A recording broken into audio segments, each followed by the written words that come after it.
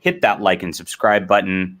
If you are on Periscope, go hit that heart button over and over and over again. Get the algorithm going. If you're on Facebook, leave a comment, hit the like button, get things going. The more that people hit like, the more that people go on these and share this stuff, the more the algorithm lets people know what's going on. And we have a very important topic to talk about today, so that people can be aware of what's going on today with this company, StoryBundle. And a lot of people who are just on the comic side might not have heard of StoryBundle very much, because this is pretty much a company that only operates in the book world. But they could do comics too. I don't know, maybe they have at some point. But there's no reason a platform like this couldn't do comics also, or that this couldn't happen on another platform involving comics or whatnot. So it's going to be something that impacts all of us. And I think we're going to see a lot more of this sort of deplatforming going on in 2020 as we're getting closer to the election, and tempers are flaring, people are boiling over, and they're going to want to lash out even more and more. And I think nobody really has been lashed out at like Tim Lim, who's actually had Salon.com write an article about him, libeling him as a white supremacist, even though Tim is, you're Chinese. Yeah. Yeah. I'm Chinese and a little bit of Filipino. Oh, you're not full Chinese. I am not, no. Race mixing. I'm all Asian, though, and 100% American. I think that's why I like you, is the Filipino blood. I usually get along with Filipinos very well. They're good people because they're so friendly and they're kind of down to earth. Yeah. I met a lot of Filipinos in Turks and Caicos, actually, believe it or not. There was a huge Filipino population. I didn't know that. Mostly in the service industry, I'm guessing. Service industry, yeah. And a lot of them immigrated over there. And I talked to them, and like I said, I get along with Filipinos very well. And they're just like, look, in the Philippines, like I would be making, like an eighth of what I'm making here for this job. Mm-hmm. No, it's part of it's the work ethic. The Filipinos are incredibly hardworking, and it's funny because they're hardworking, yet the corruption in their country makes it so that the hard work doesn't really get them anywhere. Right. Even though it's not communist China, for example, it's just the fact that it's so corrupt that it's really hard to get a leg up, and that's why a lot of them really want to come to America. So just a little bit of backstory in the Philippines. The Americans occupied it after World War II.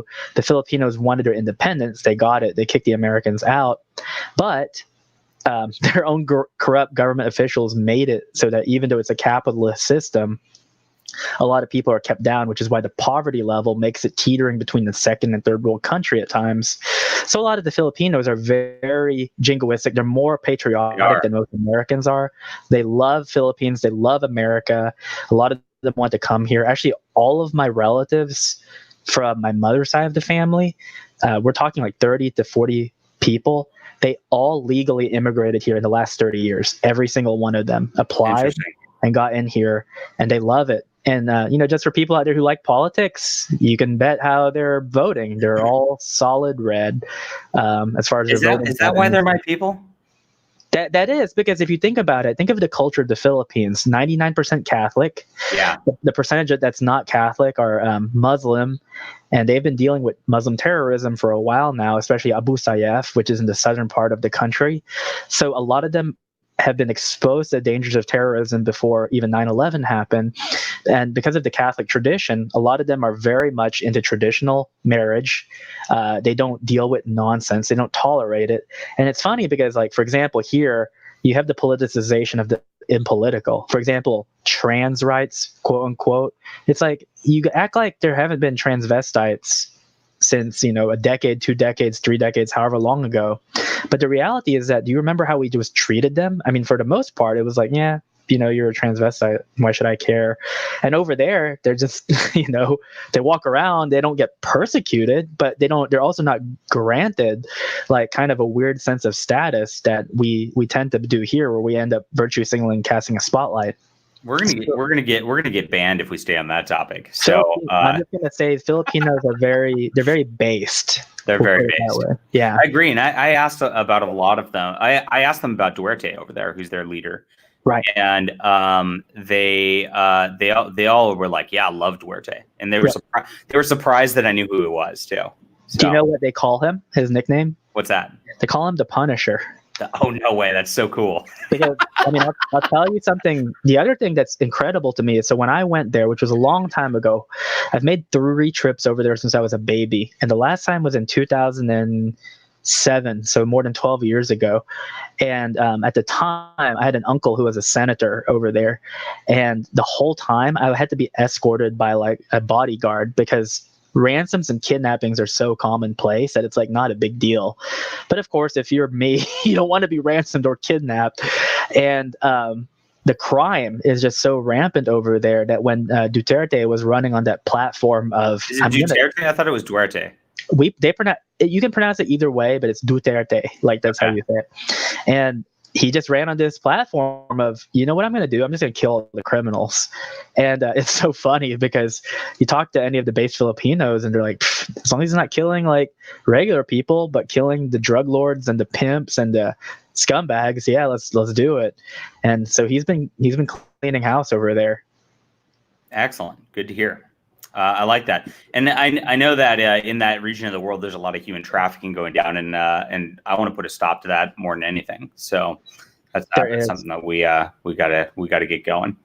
But right now we have blacklisting going on here, and it's in America, and it's happening to people over politics. This happened, guys. This is the late, I feel bad, and I hate using the allegory, Nazi Germany, but if you look at like the late 20s and early 30s, what the Nazi Party did is actually put pressure upon political opponents to either get with the program and join the party, or they would not have their businesses patronized.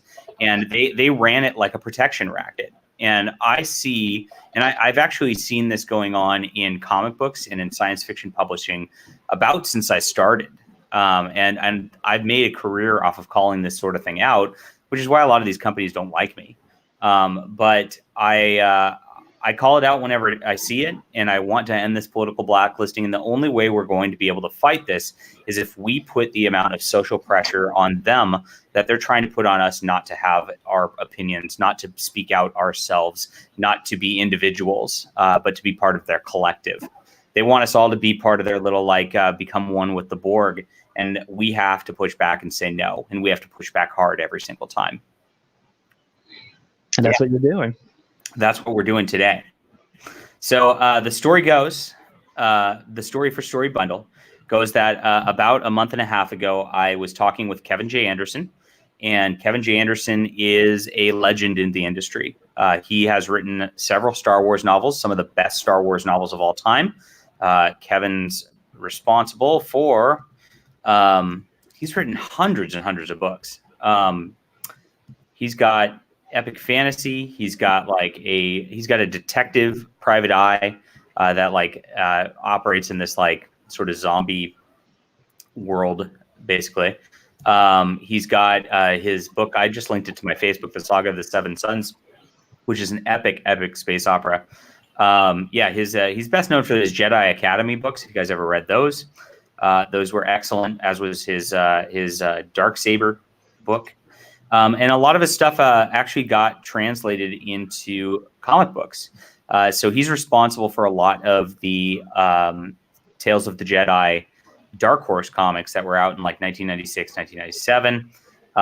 And he does a lot of this old Dark Lords of the Sith stuff. That was some of the most popular stuff out there back then. I remember just this stuff being hailed as just wonderful comic books back in the day, and I bought some of those, and they've been republished, some of them in the Marvel Epic Collections now, which as you know, if you watch the channel here, I'm very big into the Marvel Epic Collections, so I'm looking forward to going through and rereading a lot of Kevin J. Anderson's comics from the Star Wars deal.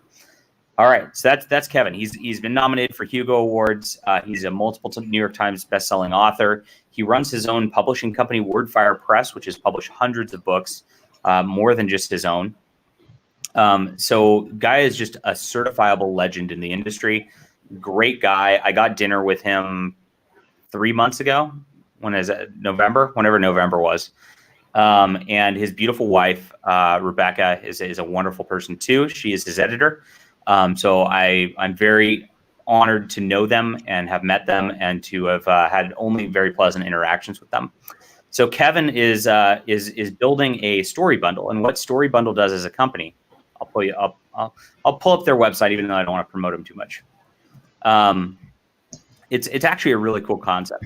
If you guys haven't heard of them, what they do is they bundle a bunch of books together right here. So you get all these books if you're buying it, and usually there's like 3 or 4 like novels, and then there's a couple short stories or something like that.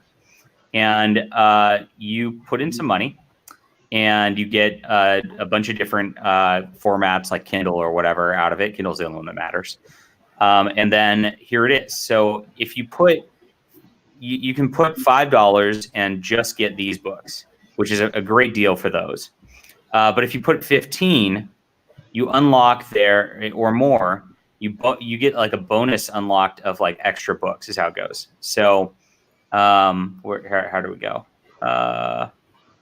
And I don't know which ones are bonus and which ones aren't in this one, but pretty cool. So then you get to say, hey, I really want to support StoryBundle 100%, or I want to support the authors. And they'll actually honor, in theory, I don't know any of their back end. They'll honor like whether you want all the money to go to the author of the books or not, or StoryBundle in theory. So, and then you can also put 10% to charities, which is the charity is Able Gamers. I have no idea what that is. I'm sure it's some leftist cause. But that's how it works, and it's pretty neat. So they run them in genre specific things. Right now they're running a sci-fi one. They were just running one on like a bunch of how to write books before this. And Kevin is building a steampunk one. Shocking. So and of course, I mean, if you guys know me, you know that I am very well known for my steampunk fiction. And I'm coming out with my 5th book in this series, The Steam Knight, right now. It's out today. The link is down in the description.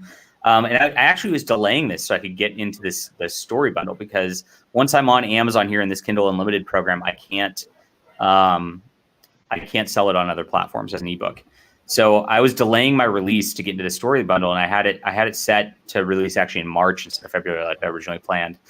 So I could get into the StoryBundle, get some people who might not have read otherwise, share this great stuff with a different reader base. And they would have liked it. I guarantee they would have liked it. I've got a very highly reviewed steampunk books. Every one of these has become a #1 bestseller at some point. So that is, I am the genre. I am the genre. Right? Yeah, it's very interesting. Jack's down there mentions Clockwork Dancer. I also write steampunk comics. So if you're into comics, where's my steampunk comics? I guess I got to just type it in. Clockwork Dancer. There we go. So also very highly rated comic, 4.3 out of 5 stars, with beautiful artist Mary MacArthur. Now, what's interesting is Kevin J. Anderson also has a steampunk book called Clockwork. Oh, no, it's not Clockwork Angel. It's Clockwork. What is it? It's Clockwork Angels, plural. There it is.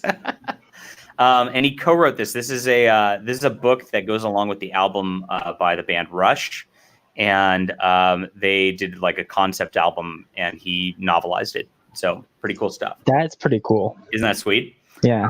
Yeah, he was very good friends with Neil Peart from Rush before he died a couple weeks ago.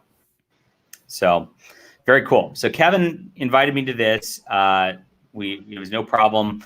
I have an email confirmation from him from January 23rd. So we're talking 2 weeks ago, confirming that I'm on the list for the StoryBundle that's about to come out.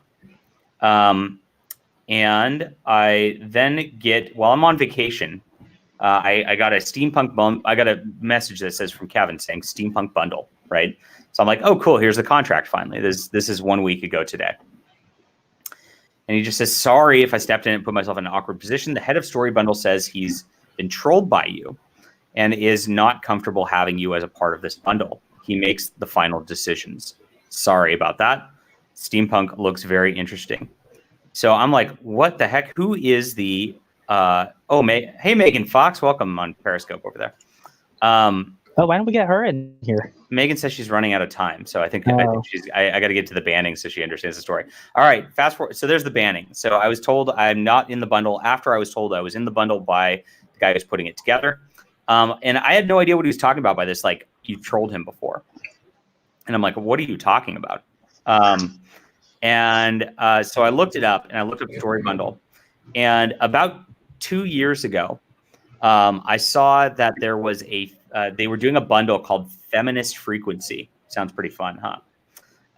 It was going to feature a lot of strong female leads, finally, right? Not strong enough to open the top of a pickle jar, though. Oh. So I actually emailed them to submit because I thought there'd be actually an interesting bundle potential here. And I asked them, I said, hey, I'd be interested in doing a male-centric bundle featuring like masculinity. And they never replied. So that's apparently my trolling them. They have a submissions process on their website where you can submit. Where is it? Where's the submission process? I found it before. It's on here somewhere. Submit. Okay, yeah. So can I feature my book in a feature bundle? So I've got more questions. So you can email them right here to submit. And I submitted my bundle idea. And my bundle idea is a valid one. I really want to have a bundle of pro-masculine books. I think it'd be great. I know a lot of pro-masculine books that would work very well. We've got a great nonfiction book by our friend Denise McAllister, which just came out, that she's writing, which is called What Men Want to Say to Women But Can't. You know, things like that would be great in there. And she says she'll come on the stream pretty shortly. We'll talk about that book soon. But, you know, I mean, my Nano Templar book's also a pretty pro-masculine book. I know a lot of good pro-masculine fiction out there. And because everything is, you know, strong female lead, feminist, blah, blah, blah these days, it would be nice to like have a little counterpoint to that, right? One would think. So I sent that out there, and apparently they took exception to the idea and called it trolling. So it's very much political based, right? Because the only reason you would be upset by me proposing a bundle of masculine stories would be if you are like taking some like political signal out of it and then throwing a fit about it. And that was my first encounter with them being, I guess, a radical leftist. I mean, I didn't think about it because they didn't reply. And we're 2 years later, right? I mean, I would have never even thought about it again. But apparently, that's what happened here. So I sent an email on Thursday after Kevin spoke with me and said he really couldn't do anything. It's not in his power, and it's not apparently. It's a bummer. So I appreciate Kevin being there. I just want to say I really appreciate Kevin taking the time to care about the Steam Night. Tell me it looks like an interesting book. And be interested in the book to begin with. But he had no power here. So I wrote an email saying, I've received word I've been blacklisted from StoryBundle by your current curator with some nasty personal attack made against me, which I believe is due to the fact that I'm a vocal Hispanic with political opinions against the establishment, which many racist folk in the industry don't want me to be able to hold. This isn't right on any level. I'm in the middle of lawsuits, which are going forward successfully based on discrimination because because we need to put an end to this kind of behavior. An apology to this unprofessional behavior is due to me, along with reinstating my book to the StoryBundle as was promised via the email first by the curator, which technically in California is a legally binding contract. I don't know. I don't know whether it's worth it to go fight on that level or not, but I'm investigating it still. As Deplatformed taking away sales from independent authors due to some personal animus against me over politics is utterly disgusting, and trying to tarnish my reputation to great folk like Kevin with libelous claims is even worse. I have a very large platform, and I'm not afraid to use it to let people know that StoryBundle appears to be bigoted and racist against outspoken Hispanics if I'm going to be treated unfairly. But I want to give you the chance to work things out and apologize for this reprehensible behavior. I always do this, Tim. I always try to work things out first, privately. And there's nothing good about what StoryBundle is doing here. They are targeting an independent author when they claim to be pro-independent author. If you look at their Twitter profile right here, it says StoryBundle was created to give a platform for indie authors to showcase their work and source of quality titles for readers. They've proven that they do not care about indie authors. In fact, if an indie author is of the wrong political persuasion, they'll go out and target this indie author. They will. They don't care about quality of the book. Kevin J. Anderson says this is a quality book. If Kevin J. Anderson's word on what's a quality book or is not something that matters, then they definitely just threw all that out the window. And that's what happens when these companies go full SJW. Is every single time they just lose their entire mission. Their mission statement is to give a platform for indie authors to showcase their work. I am an indie author. I've been deplatformed. They won't have me on there.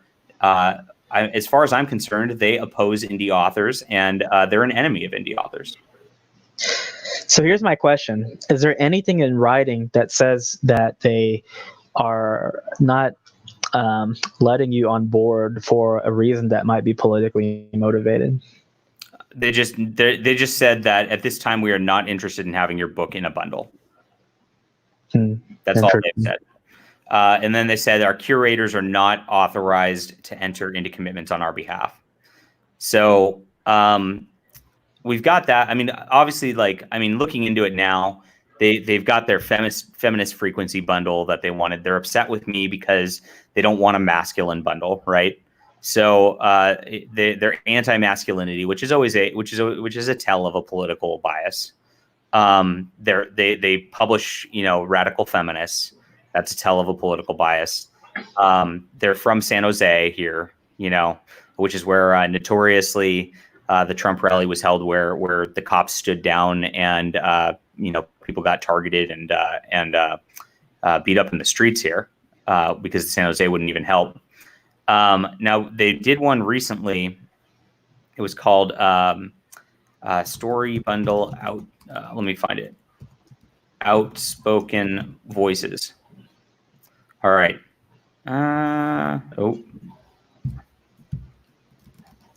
Outspoken. I gotta find it.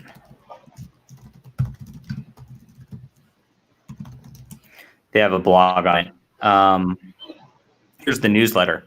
So this just came out. They just did this bundle. What brings together writers is Karen Joy Fowler, who's an extreme leftist, Hal Krasner, an extreme leftist, Kim Stanley Robinson, who just rambles about climate change. That's all he does these days. Marge Piercy, outspokenness. All authors in this bundle seek not just to entertain, but to resist, agitate, and confront their fiction with their fiction and nonfiction. So this just ran and just closed a couple weeks ago. So it's pretty clear where they're standing, and they're viewing the deplatforming as some sort of resistance, against the president right now. It's pretty obvious. What's funny though is looking at the pictures there, it's a lot of white guys. I know, right? They have one token black guy, right? Yeah, whose name is Gary Phillips. Yeah. And not for people in the chat who might not know me, I'm not advocating for any type of diversity quota or anything like that. I just find it very hypocritical for people to say, "Oh, look at us, we're so diverse, we're giving voices to these people."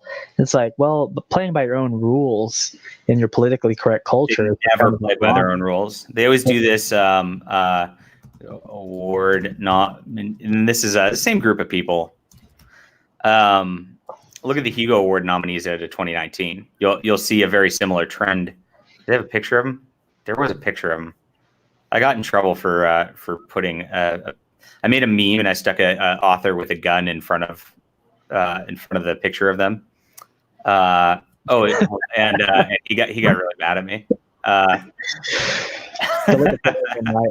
Here it is. Here's the Hugo Awards ceremony. Oh boy. What is it? Stunning and brave, right? Yeah, so I found a picture on this guy's Facebook, and he just was grinning like a very hilarious person with a shotgun. And I just cropped him right into the front here.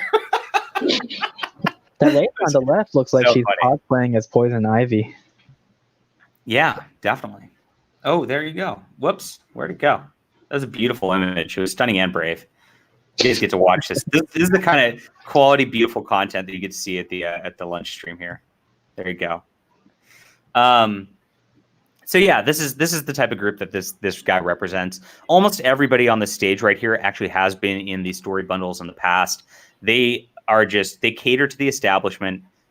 They just push the left-wing agendas at every chance they get. Their How to Write bundle was curated by a guy who his name's Nick Mamatas, and all he does is go around screeching about deplatforming Nazis on Twitter. That's all he does. What you need to do, if you haven't done already, is you should do what you did for Marvel back in 2017. Like, look through all of these people and actually look what their politics are, and it would it wouldn't be surprising if all of them voted a certain way. Oh, they all did 100%. Look at their hair.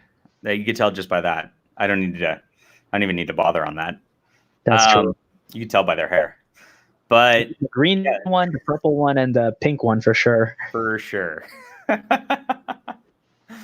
Oh man. So this is what StoryBundle advocates, and this is what they push, right? And this is why I'm pretty incensed right now. I gave the guy my phone number. I told him to call me. I couldn't get a phone call out of him. Like I said, he's from San Jose. And that the convention that banned me, Worldcon, was in San Jose, 2 years ago also, right? So I have a feeling that he's in with the people, who are in charge of that. And this is where it all comes from. The industry's pretty small.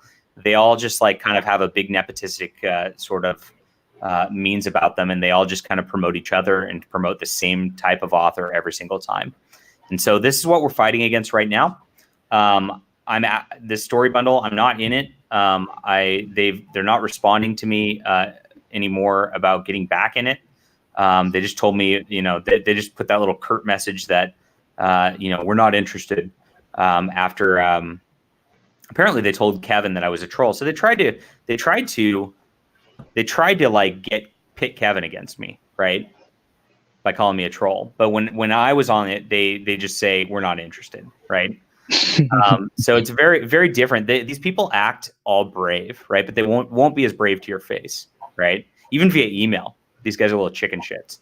So that's what I'm dealing with right now. And I thought about this from the other angle. It's like, if Kevin, who's put out all these well-revered Star Wars books, who's gotten his Hugo Award nomination, who's been a publisher of hundreds of books himself, he picks books based on the quality because he's Kevin J. Anderson. He's got a reputation for having done this for decades.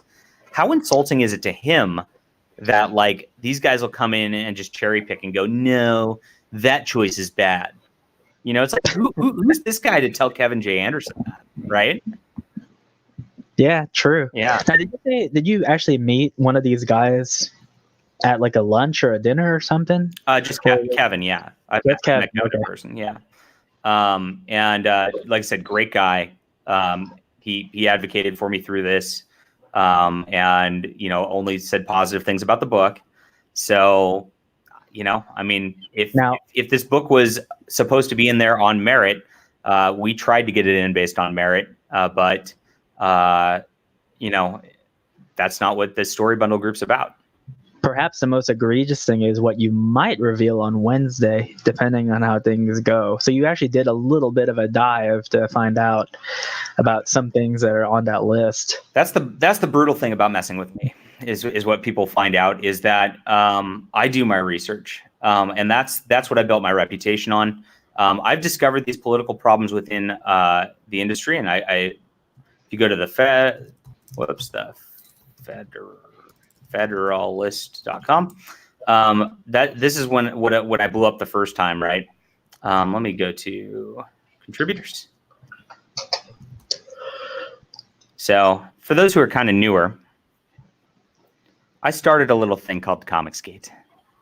And it really started with this article here, which was April 12th, 2017. And it was about forcing political correctness on employees and characters of Marvel Comics. And I was going over what Marvel Comics was doing at the time by replacing all of their characters with minority, versions of the character. For every single character out there on the shelves at the time, it seemed like they just were messing with it. And I went through the Twitter accounts of every Marvel writer at the time who was working and putting out books at that point. And where is this? Well, I don't know. Every Marvel writer listed on Marvel.com. See where they stood on politics. What I found would have been shocking if I hadn't already seen the extreme left-wing preaching posing as superhero adventures from their products. Even with that, the sheer lockstep and group stink. Group stink. It is group stink. It totally is group stink. Oh man, that's good. That I'm going to start calling it that. So StoryBundle suffers from group stink. That these social media profiles display is unthinkable. Out of 30 writers, every single one had made bitter posts attacking President Trump and conservatives. Every single one. There were no dissenters. Not one had a difference of opinion. Not one even saw the sense from refraining from posting about politics. There wasn't even a silent one, Tim. That's where we're at. Here's a few gems from their tolerant, open-minded, diverse writers. Nick Spencer, white man. The media collapse 2016 is exactly the thing to watch. Suddenly we're pretending Trump supporters aren't racist. See, they think they've deluded themselves into thinking that like by mistreating people like me and Tim, they are somehow like changing society, you know? And they're just making it uglier. They're making it more hateful. They're making it more divided. That's what they're doing. And we're over here saying, you know what? We just want to make our comics and coexist, right? I don't think either of us are calling for any of these guys to be fired or anything like that. I think we're happy they make their comics. We want to make our books, and you know, we'd hang with them and promote books if they just want to be chill and talk about books, right? It kind of depends. I mean, first of all, I'll get really long-winded if I don't stop myself. But sure. looking back at 2016, it's this idea that when you have an industry that's impenetrable to people who might be politically conservative, one, you have to raise a certain awareness about that. And I hate using that term because it's one of those buzzwords. But you're right. Yes, it's the idea that when people are not cognizant about the situation and complain endlessly about a culture war, they have to know what's actually really going on. So I think part of that was a wake-up call, or at least a rallying cry to people who are in comics. Now, I have a slightly different opinion because I feel like it's more like the Hammurabi's code, an eye for an eye. If people are clamoring for you to be deplatformed or for you to be gate kept out, I feel like you can return that in kind. And the only reason I say that is I don't want to be hypocritical, because I know in the past I've been very critical of these people, especially if you work on a book where I feel like you're not supposed to be working on. I have no qualms about saying I hope you get fired from that project. That doesn't mean I hope you don't get hired doing something else that's more suitable to what you're doing. But I do feel like as far as fighting is concerned, it's a new day, it's new rules. The game that should be played is you win, they lose, or at least that's what you need to be doing. But I think that we're at a point where we temper that with this idea that we've made so many strides in the last 3 years that there is one thing that should separate us from other people, and that's a degree of principle. It's consistency. The one thing we don't want to be is hypocritical. I agree. Maybe I was going a little too soft on things right there. But yeah, I 100% agree. And I don't think I'd be nice to these people who are blacklisting me in reality. I mean, it'd be one thing. I think we have to abide by the Christian principle of forgiveness. I do too. And I don't think you have to be nice to them, but you can be polite. Right. That's how I've always been. And I think that's why, even over the last few years, being fairly politically active and known, I've retained so many friends in the industry because they vouch for me with other people. You know, they talk to each other and they say, hey, I hear that Tim guy is kind of controversial. And then a friend of mine who I've known for maybe 5 years, who's maybe on the left, he'll tell them, like, yeah, he has his own beliefs, but you know what? In public and in person, he doesn't bring them up unless you do. He'll actually take you out for dinner and buy your meal, and you know, that's fine. It's just this understood idea that you don't talk politics with each other. And I think that politeness, that to borrow another phrase I hate, but it's also apropos, actually comes from Anchorman, agree to disagree. That's essentially what's going on. Disagree.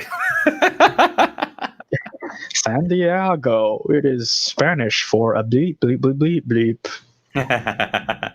It was a whale's vagina. I'll say that. Not me. So, And does the whale's vagina have anything to do with the feminist frequency bundle that they were putting up on StoryBundle? Let's read that. It's possible. All right. I'm tying it back in, Tim. Yeah. Got to rope it back in. All right. So this is the book that they blacklisted. This is the book that they took exception by. Yeah, I mean, let's be honest. They didn't take exception with the book. They didn't even take a look at it. Kevin did. But this guy, his name's Jason Chen, by the way, who's the head of StoryBundle there. He didn't even take a look at it. Didn't see whether it'd be something that would be good for steampunk readers or not. I can tell you just from my reviews and my awards I've won for my series here, and for the fact that I continue to have #1 bestsellers in this genre over and over and over again, that their readers would have freaking loved this. It's really sad to just watch what they're doing now regarding this. So what I did here, you might recognize the cover if you've been following me for a while. I had 3 novellas, which I had as side stories to my main series here. And the main series of The Adventures of Baron von Monocle, there's a big war that's really brewing throughout the entire series. It's brewing here. We take a little side adventure in book 2. It goes full-fledged in book 3. And then book 4, we try to do the de-escalation process. So it's the natural ebb and flow of war, right? This one here stars a guy who came from Zara's village, and he's always wanted to become a knight for his kingdom.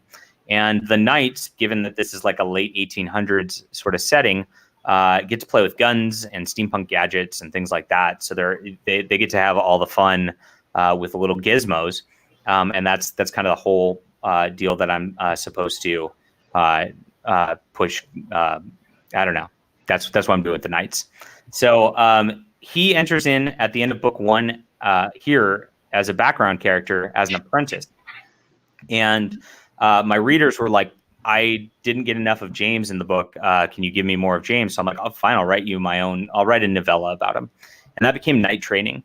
And Knight Training is the first part of the Steam Knight here, and it takes place between books 1 and 2.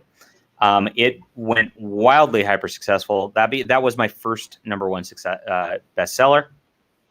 Did great. And so I wrote 2 sequels to Knight Training, which were Guard Training, which takes place in the middle of book 3 here, and Spy Training, which takes place after book 3 here. And those 2 books, I don't know why, didn't quite perform as well. And yeah, I'll be honest about sales and stuff, guys. And that's one thing. Is I'll talk about the successes. I'll talk about when things weren't a success. I don't know what happened with Guard Training and Spy Training because Knight Training was so well received. I just don't know why people didn't come in for 2 and 3. I have a couple theories. I priced them a little higher, and they were shorter content. And so I think it was a pricing thing, and I think the second book launching very close to Christmas of 2018. I think that sounds right. Was why the second one didn't take off, and then the third one didn't because they didn't read the second one, right? So that's it. And I figured, you know what? I will package it together as one book now, so that we get all of James's adventures in one spot. I did put 1 extra short story in there, just so if you have read all those before, you're going to get screwed into buying another book. So thank you. But I did put 1 in there just to show his promotion, because he gets promoted over the course of the series. And that's what this revolves around. It's really a coming of age of a male. And it's a pro-masculine story. And maybe that's what these guys took exception about. Who knows? They tend to hate men, it seems like. So that is the book. It's good for all ages. I would say I've had 10 and 11 and 12-year-olds read my For Steam and Country and Knight Training and just say they loved it. So good for the family all the way around. It's positive. It's got a buddy situation. He's got a buddy whose name is Ethan. So don't read into that. He's not named after Ethan, the Ethan you're thinking of. But one of my early readers of For Steam and Country, who is a 12-year-old at the time, his name is Ethan as a child, and because he went around and started cosplaying as my characters. I was like, oh, I better put him in the book because that's pretty nice. So I made him a character because of that. So it's referencing a nice young boy who is an avid reader, and we want to be supportive of him, despite his unfortunate choice of first names. So that's the book in essence. It follows this guy as James as he goes around and has a couple of adventures as a knight. It's a lot of fun. I want to write more of these. If you read my book 4, you know that I've introduced steampunk mechs into the series. These are novels for the person who's just tuning in. So there's mechs that are being introduced in the series, and if this does well, I want to do a nice adventure with them riding around in steampunk mechs and shooting things, because that sounds like fun to me. That sounds like a blast. Yeah. Let's address the people in the chat real quick. All right. Someone says here, I think it's Matt C. I think that's Matt Krotz. He says, what makes you controversial in comics, John? Some of us aren't up to speed. So here's the funny thing. Like I said, I can't really see the chat too well, so I don't know if it's Matt Krotz or Matt. I'm guessing it is, because I've been on some streams with Matt. John, I don't know. I don't even consider you controversial. Like, I don't even think you consider me controversial. Back in 2016, 2017, we were actually considered fairly mainstream, normie, and then we got pigeonholed as being part of the alt-right. Now, okay, so one of the reasons why John is considered controversial is because of his affiliation with Vox Day, but people have such short memories. In early 2017, when Vox crowdfunded his alt-hero books, that was kind of hailed as a success. That was it. That was the only alternative to the industry out there. It was, and that's why on Freestarter that he made a lot of money right out of the gate. $250,000. Yep. And then it's just over time. You know how they always say you repeat a lie enough times and it becomes the truth. I think it was just over time people were like, but Vox Day's all right. Vox Day's all right. Vox Day's all right. Vox Day's all right. Vox Day's all right. John Della Rose is affiliated with Vox Day, guilt by association, because ever since I've known you, I've known you as working for the Federalist, and I never saw you as controversial. Right. That's not like the deal. I mean, for anybody who knows, like, the Federalist is like the most normie milquetoast conservative website out there. Like, it's like, it's like barely John McCain past John McCain, Right. In fact, it's owned by Meghan McCain, John McCain's daughter. I did not know that. Yeah.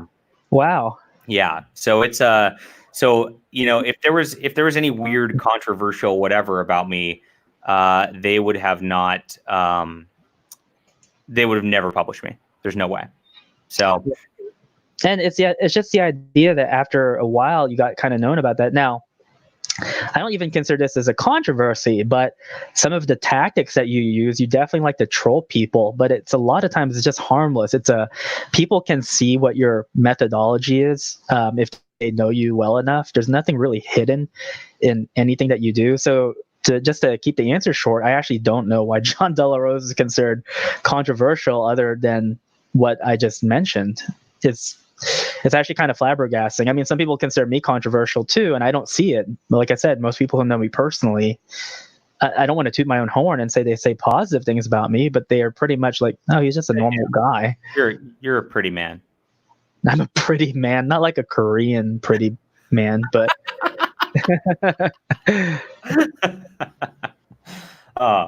yeah, it's really funny, like the dichotomy, and it really just, I mean, there's not, I don't know. I don't want to say I don't have a lot of problems with. I obviously have a problem with StoryBundle right now, and it's just from these sci-fi people who, it came from this like local group from a convention, which was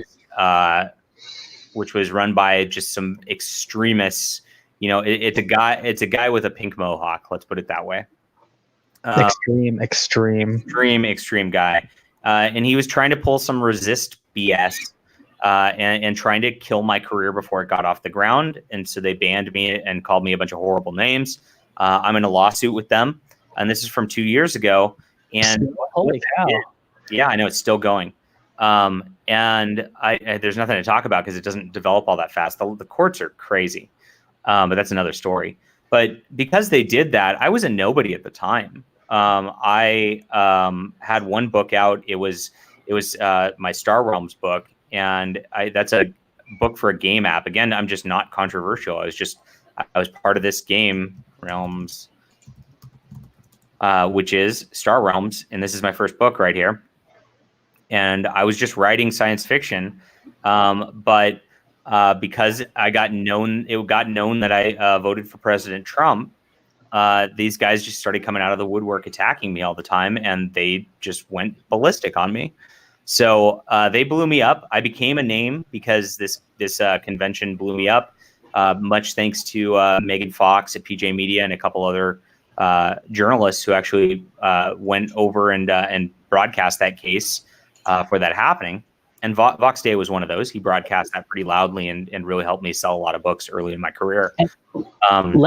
Let me point this out too, because again, I always feel like this is just known to us, but people have such short memories that whenever you tell them, they're kind of shocked. But going back to 2017, post-election, so January, right after the inauguration, you literally could count on like one hand how many people you knew openly voted for Trump. Like you didn't talk about it. That was just understood. You don't mention it. Savage. You would lose all your Facebook. If you mentioned it, you immediately you get I'm gonna unfriend you, you Nazi, like on Facebook. Yeah. And it would be people like you're like, I just went out to dinner with you last week. It was bad. What the hell?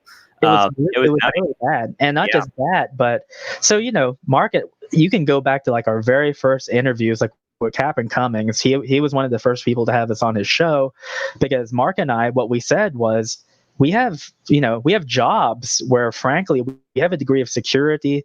We're not going to get fired just because of our political views. So we can actually come out, and if you want to treat us like a lightning rod, that's fine. And there's a couple of other people too, like you, Chuck Dixon, people who are either veteran or have some reason for why they can come out in the open and be pro-Trump. And it kind of miffs me, because there are some of these Johnny-come-latelys who are like, hey, I'm going to do this. Hey, guys, look at me. I voted for Trump. Like, I'm going to be doing Trump stuff, blah, blah, blah. And I'm like, well, where were you like 2 years ago, 3 years ago? Yeah. Because, if that's what you're trying to fly the flag under, you're late. More power to you, but you're still late to the game. So don't act like. It'd be one thing if those people stood up for us at that, over the last couple of years, but they didn't. No, they didn't. We got no. If it wasn't lack of outright support, it was definitely like a silence that was going on. And don't get me wrong, I don't care. We were going to do our thing no matter what. But it's like, don't come in at the last minute and act like you're inventing the wheel, because you're not. There's people like us who have already put our necks out, and God bless. I'm really happy that nowadays people don't care who you vote for, because the president's more popular than ever. But on the other hand, don't make it sound like, oh, that was just a shtick, but who cares because everyone voted for Trump. Look how many friends I have who voted for Trump. Well, not when we came on the scene. Like, that was definitely one of those things that got you dogpiled. That's why those Salon and Media Matters articles about me are still out there. They exist for a reason. Now there's so many pro-Trump artists out there working on pro-Trump stuff and their own works that they just don't have time. They can't go after every single creator who supports the president, because now they're all kind of out in the open. Yep. And that's how it is. So, but that's how it always goes with the early adopters. We always take all the risks, and we might get some benefit from it. But at the end of the day, a celebrity might come in and be, a bigger name, and that's just how it goes. And so I don't know. I try not to get bitter about it, but it is, you're right. Like, I wish people would have better memories about this stuff, because I always see my name left out of these lists. I even see it. It's like, I always see it with even with people talking about you, Tim. No offense, but it's always like, yeah, Doug Ernst and Tim Lim really got the brunt of all of this, and I'm just sitting here like, hello. Well, it's kind of like, to me, it was you. It was definitely Doug Ernst, and it was definitely Megan Fox. A lot of us leave out Megan Fox. She was in everyone's corner. Greatest journalist. Who do you just mention as an honest journalist? That was off air. Jack Posobiec. Yeah, he's an honest journalist. I'm going to go on a limb and actually, I love you, Jack, if you watch this, but I think Megan Fox is the greatest journalist of all time. And I just pulled a Kanye, didn't I? Well, Megan Fox, she's in this position where as a traditional housewife, she is in a position where she can speak the truth because it's not like she's making gangbusters on any article. Her interest is just getting to the heart of the matter, regardless of whether or not you agree with her opinion. It's the idea that she is going to speak the truth. And you and I were talking before we went live. I was talking about Jack Posobiec, who's a personal friend of ours. My wife and I have spent many hours with him in DC. And what I like about him is that he is the same person off camera that he is on camera. He's a family man. He believes everything that he tells the public. He has convictions, and everything that he reports is true to the best of his ability to convey truth. And one thing that I do wish that you would do, and Doug Ernst and a lot of people who have been keeping tabs with this, is I do think that you should catalog kind of what has happened in the movement in the last three years, regardless of what you want to call it. About it. Yeah, and just write a book about it. I think you should. Should I write a book on the history of Comicsgate? Would you guys buy it? And are you actually interested in a full historical perspective of Comicsgate? I don't use that word myself, but it is what it is. I'm going to use the word because I refer to it as just simply the landscape of how comics have been in the last 3 years, and that encompasses a lot of this stuff. Says don't do it. Don't do it. Don't do it. I know that's where I'm at. Like part of me is like this needs to be done. Like I was just talking to somebody today, and they just like totally forgot I was like, same thing. And it's like, you weren't even there at the beginning. It's like, are you effing kidding me? Well, and some of them have been fed a narrative as to who was there in the beginning, and it's not right, but oh well. Wise man right here. Don't do it. Just make stories. He's right. He's right. Sometimes it's tempting to set the record straight, but as John knows and some of my friends know, personally, I just kind of said whatever. I don't even have a platform to speak truth to power. No one's going to care who doesn't already believe or have been there from the beginning to know.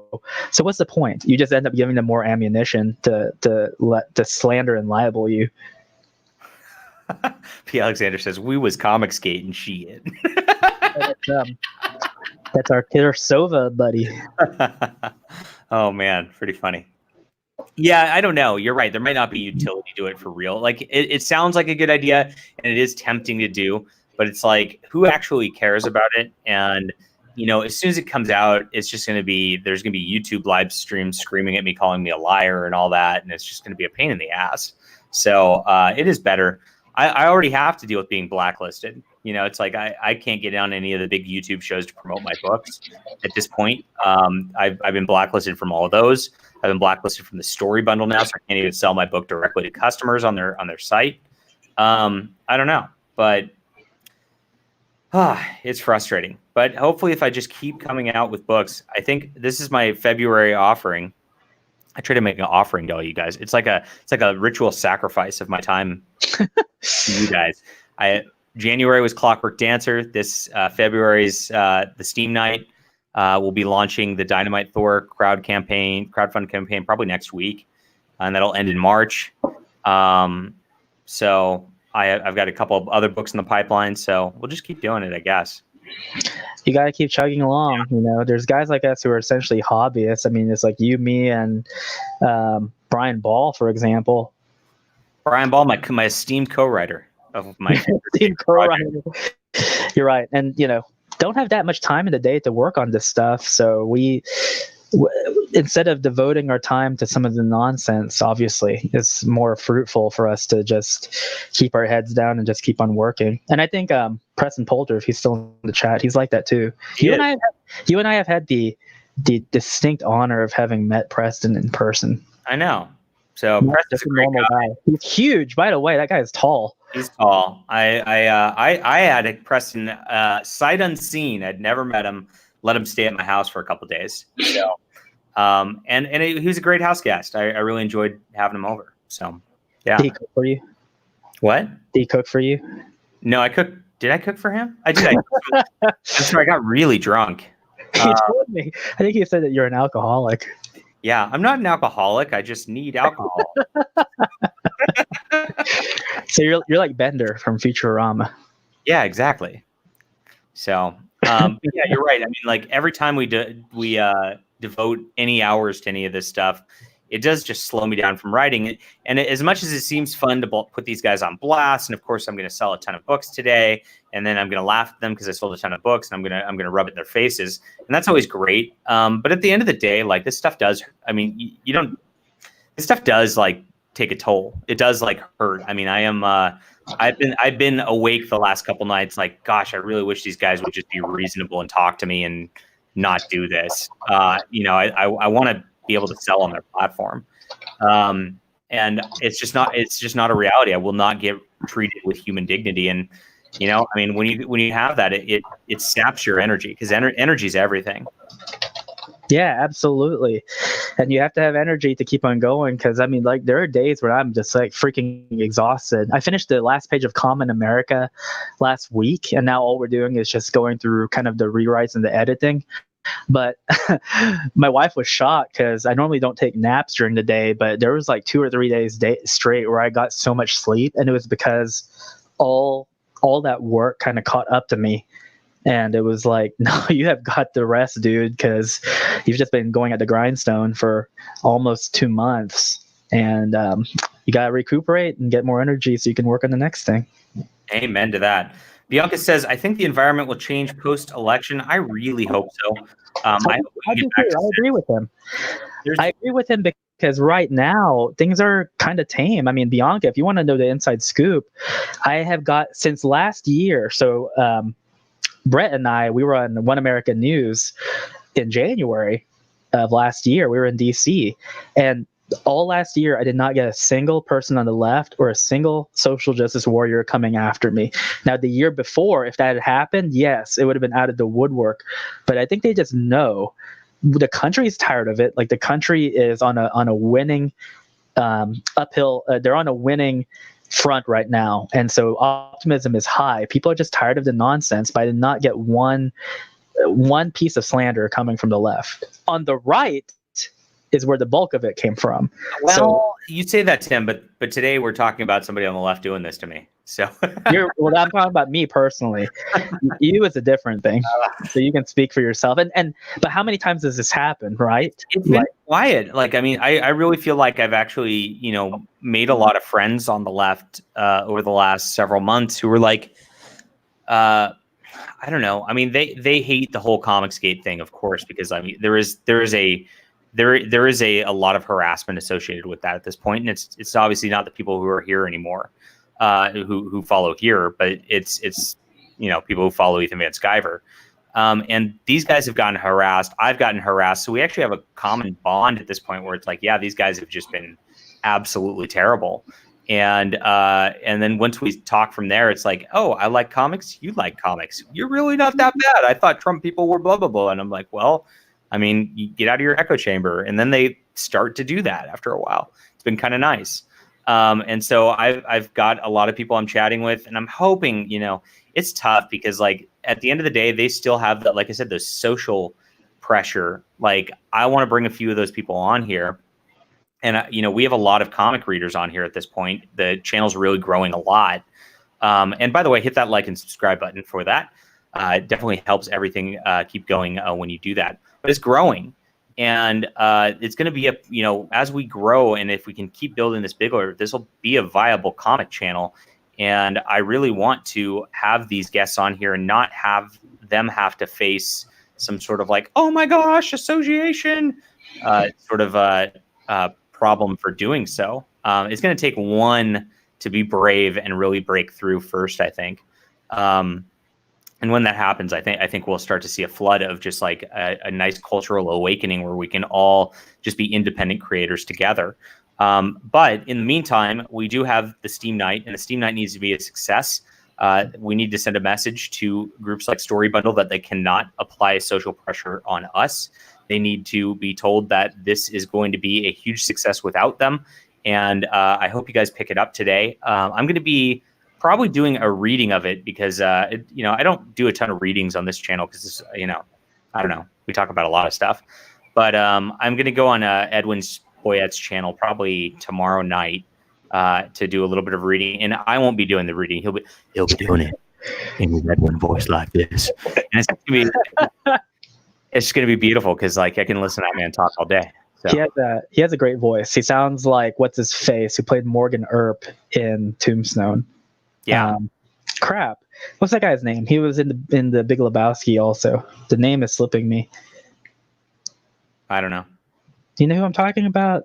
Someone in the chat's going to bring it up because I'm pretty sure they're typing right now to say who it is. But no, have you ever considered going on with Preston Poulter and the SWC guys to do your script review? No, I don't want people reviewing my scripts. I'm not interested in that. Oh, okay. They do like a weekly thing where they share scripts and they read them out loud. And it's interesting because the one SWC guy, he's always the woman in any role. Sounds right. No, I don't know. We'll have them on here again too. I like them.